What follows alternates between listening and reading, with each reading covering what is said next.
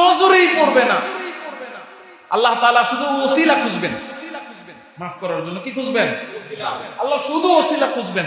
দেখেন এই জন্য আল্লাহ কোরআনে ঘোষণা করছেন, লা তাকনাতু মির রাহমাতিল্লাহ, হে বান্দা আমি আল্লাহর রহমত থেকে নিরাশ হই না। কিয়ামতের ময়দানে একটা উসিলা বানানো গিয়া যে আল্লাহ আপনি জাহান্নামে দিবেন দেন, কিন্তু আমি যে সুবহানাল্লাহ পড়ছিলাম আমার জান্নাতের কাজটা আমার দিয়ে দেন। আল্লাহ কি বুঝবে না? কি বুঝাইতে চাই? এজন্য অনেক সময় আমরা মনে করি যে একবার সুবহানাল্লাহ বললে কি, কিন্তু একটা সুবহানাল্লাহর দাম আল্লাহ তাআলা রাব্বুল আলামিনের কাছে আছে না নাই? আসলে এই সুবহানাল্লাহর কোনো দাম নাই, কিন্তু আল্লাহ তাআলা রাব্বুল আলামিন বান্দাকে মর্যাদা দিবেন, আল্লাহ বান্দাকে ফজিলত দিবেন, আল্লাহ বান্দাকে দয়া করবেন। আল্লাহর দয়া করবেন বলে সুবহানাল্লাহর মধ্যে আল্লাহ এত ফজিলত দিয়ে রাখছে।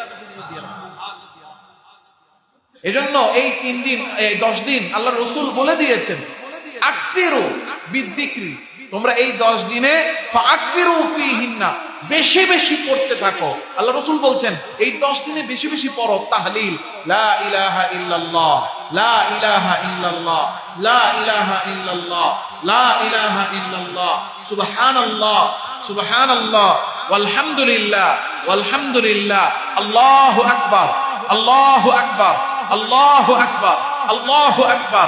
এই 3 জিনিস তাহলিল, কালেমা, তাকবীর, আল্লাহ তাআলার বরকত, আল্লাহু আকবার, আর থাম সুবহানাল্লাহ আলহামদুলিল্লাহ বেশি বেশি পড়তে হবে।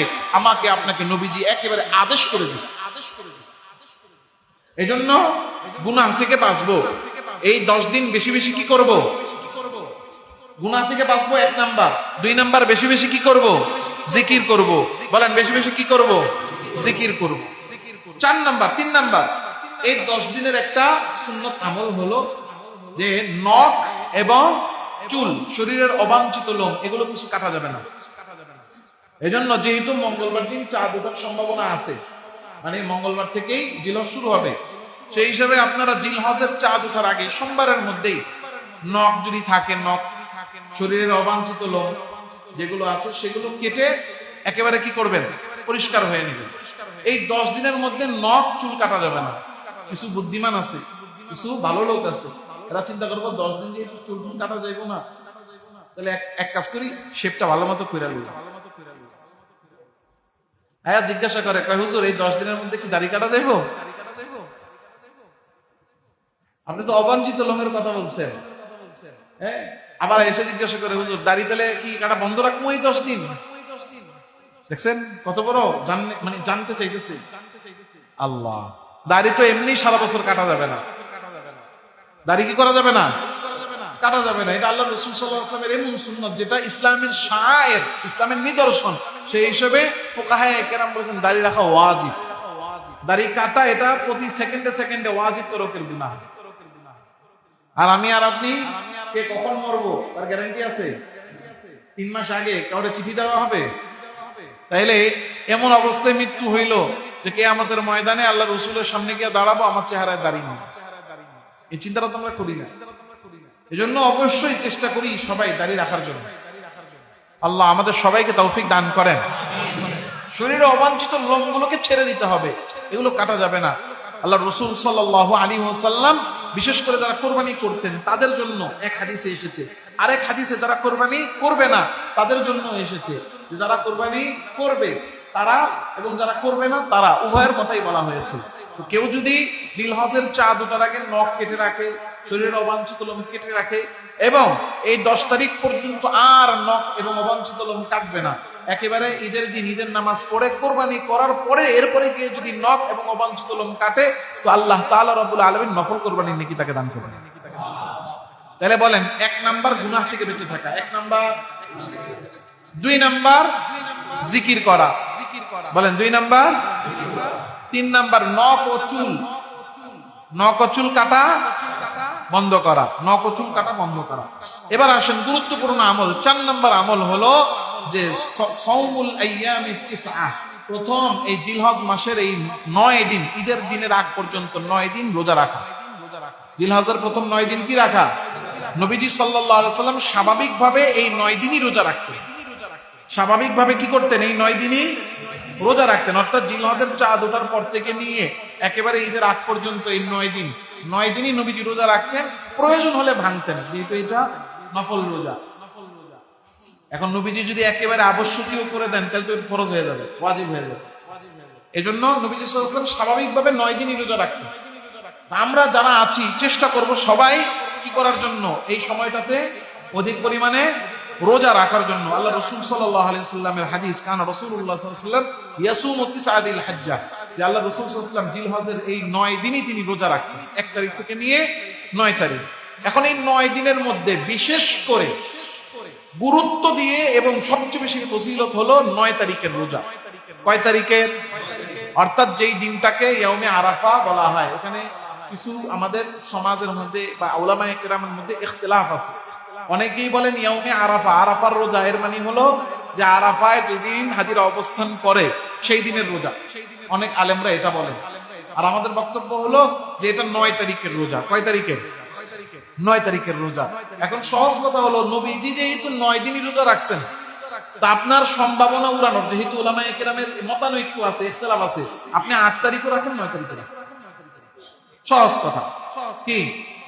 বেশি রাখলে নেকি না কম রাখলে নেকি? বেশি রাখলে নেকি বেশি। তা আমার দরকার কি আছে? উলামায়ে কেরাম যেহেতু দুটোটা বলছেন, কাউরে কাটার দরকার নেই।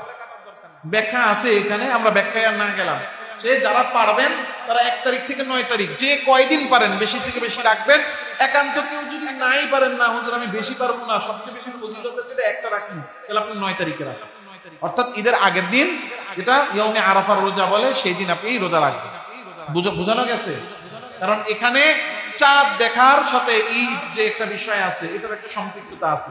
এই জন্য এত বিস্তারিত ব্যাখ্যায় না যে আমরা 9 তারিখে কি করব, রোজা রাখবো। তাইলে আমাদের 1 নাম্বার আমল হলো গুনাহ থেকে বাঁচা, 2 নাম্বার অধিক পরিমাণে জিকির করা, 3 নাম্বার নখ এবং চুল কাটা বন্ধ করে দেওয়া। তাহলে 4 নাম্বার হলো রোজা রাখা। 4 নাম্বার কি? রোজা রাখা। হ্যাঁ, এরপরে 5 নাম্বার আমল হলো তাকবীরে তাশরিক বলা। তাকবীরে তাশরিক বলা 9 জিলহজ, ঈদের আগের দিন 9 জিলহজ ফজর থেকে নিয়ে 13 জিলহজ আসর পর্যন্ত। যেহেতু এটা সময় আছে, ইমাম সাহেব হুজুর বলে দিবেন, মুয়াজ্জিন সাহেব হুজুর স্মরণ করাইয়া দিবেন। আপনারা প্রত্যেক ফজর ফরজ নামাজের পরে উচ্চ স্বরে কি বলবো? আল্লাহু আকবার, আল্লাহু আকবার, লা ইলাহা ইল্লাল্লাহ, আল্লাহু আকবার, আল্লাহু আকবার, ওয়ালিল্লাহিল হামদ। তাহলে এটা কয় নাম্বার আমল? 5 নাম্বার। 6 নাম্বার আমল হলো কোরবানি করা। কি করা?